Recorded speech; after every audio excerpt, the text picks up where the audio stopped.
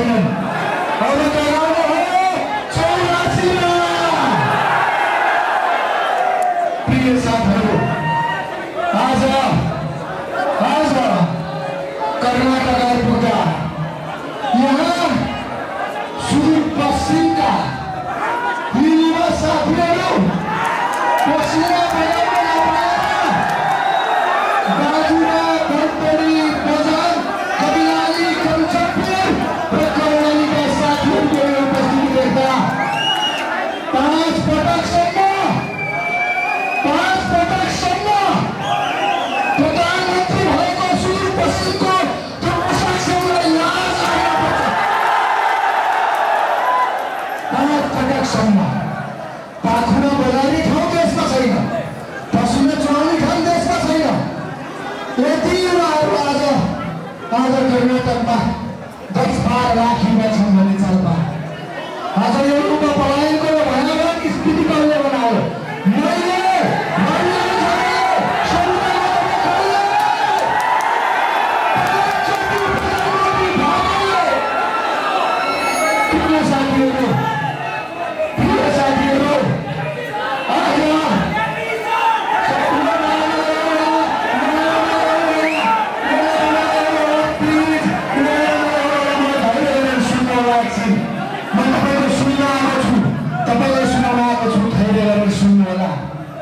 आज वर्षौं भयो दसैँ परिवारसँग सँगै नमनाएको। आज वर्षौं भयो त्यो हाम्रो गाउँको घर नपुगेको। आज हाम्रा बच्चाहरूलाई स्कुल भर्ना गरेर लैजान नपाएको हामीले छ। हाम्रो परिवार विक्षिप्त बनेको छ। आज मुक्ति बजारमा पसिना बगाउन यसरी प्रवासमा आउन पर्ने बनाउनेहरूलाई घन्टी बजाउने हो। जागेको कर्णाली, जागेको सुदूरपश्चिम, जागेको कर्णाली, जागेको सुदूरपश्चिम आज कर्नाटकमा देखिएको छ। झोला बिसाउन नसक्नेहरूलाई जसले झोला बिसाउन सकेका छैनन् र म झोले भन्दैछन्। देश हेर्न, सुदूरपश्चिम हेर्न, कर्णाली हेर्न, कर्नाटक यहाँको भावना सुन्न, यहाँको आवाज आक्रोश सुन्न प्रवास आउनु, कर्नाटक आउनु, कर्णाली हेर्न, कर्नाटक आउनु। प्रिय साथीहरू,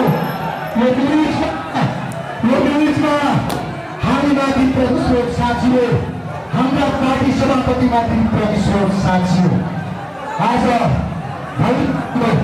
तिनको छानो त्यो बन्दीमा त्यसरी अत्याचार गरेर राखिएको। म सोध्न चाहन्छु, यथास्थिति भएकोलाई विचार जेलमा राखेर बन्धक हुँदैन, रवि लामिछानेको विचार जेलमा राखेर बन्धक बन्दैन।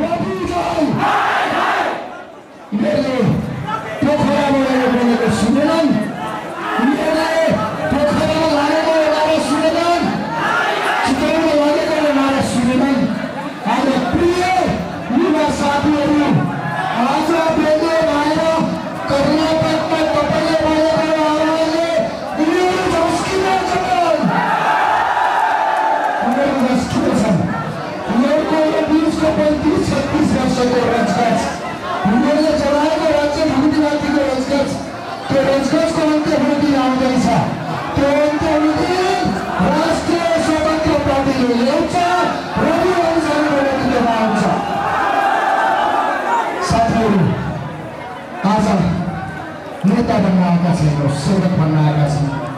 आज बिहान यहाँका अगुवा साथीहरूसँग अन्तर्क्रिया गरौँ। साथीहरूसँग आज अन्तर्क्रिया गर्दा तपाईँले भोग्नु परेको पीडा, तपाईँले बेहोर्नु परेको दुःख, तपाईँले बेहोर्नु परेको दुःख सम्झेर यो मन र पेटमा तेजा भारिदिएको जस्तो भएको छ। तेजा यो तपाईँको दुःख र पीडाको आक्रोशकारी भावहरू सदन खुले पश्चात सदन गृहमन्त्रीको राजीनामा नआउन्जेलसम्म चल्दैन। उच्च स्तरीय छानबिन आयोग गठन नभएसम्म चल्दैन। हो, त्यस पश्चात तपाईँका मनका यी भावनाहरू, यहाँका समस्याहरू सदनमा पक्कै उठाउँछु। हामी तपाईँले एकछिन शान्त भइदिनु होला। म केही महत्त्वपूर्ण कुरा गर्दैछु, केही महत्त्वपूर्ण प्रसङ्गहरू राख्ने म तपाईँहरू निवेदन गर्न चाहन्छु। तपाईँहरू भारतमा प्रवासमा यसै गरी सङ्गठित हुँदै जानुहोस्। पार्टीका अभियानमा यस्तै खालको सशक्त उपस्थितिहरू देखाउँदै जानुहोस्। देशभित्र भएका झोलहरूलाई लाज हुन्छ, झोला मिसाउन प्राप्त हुन्छ। यसै गरी लाग्दै जानुहोस्। प्रिय साथीहरू, 84मा 84 महत्त्वपूर्ण, यो ध्यान दिएर सुन्नु होला, ध्यान दिएर सुन्नु होला। आज बेङ्गलोरमा जम्मा सुदूरपश्चिम र कर्णालीका मात्रै यो सहरमा मात्रै 12 लाख युवा साथीहरू हुनुहुन्छ। 12 लाख।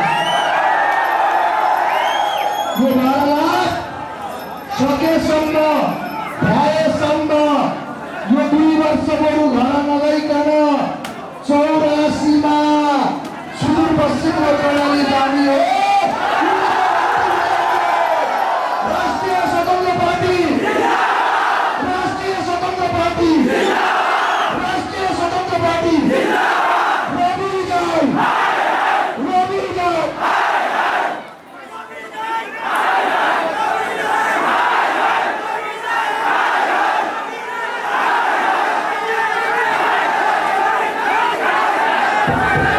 प्रिय साथीहरू, मान्य सोभिताजीले धेरै कुराहरू पछि राख्नुहुनेछ। म अन्तिम आइपुगेको छु। तपाईँले मलाई सदनमा सुन्नुभएको छ, तपाईँले मलाई सदनमा देख्नुभएको छ। यिनका निम्ति यी महाभ्रष्टहरूका अगाडि निर्भीक भएर लाग्नको लागि तपाईँको आजको यो उपस्थितिले मलाई झन् बढी जिम्मेवार बनाएको छ। म अन्तिममा प्रिय साथीहरूलाई एउटा अपिल गर्न चाहन्छु। मतदाता परिचय पत्र अद्यावधिक गर्नु होला, गराउनु होला। गराएका साथीहरूले नयाँ साथीहरूलाई सिकाउनु होला। त्यो अभियान गाउँ गाउँमा पुर्याउनु होला। आउने दिन नेपालको राजनीतिको आउने दिन युवाको हो। नेपालको राजनीति राष्ट्रिय समन्वय पार्टीको हो। यो देश बनाउने जिम्मा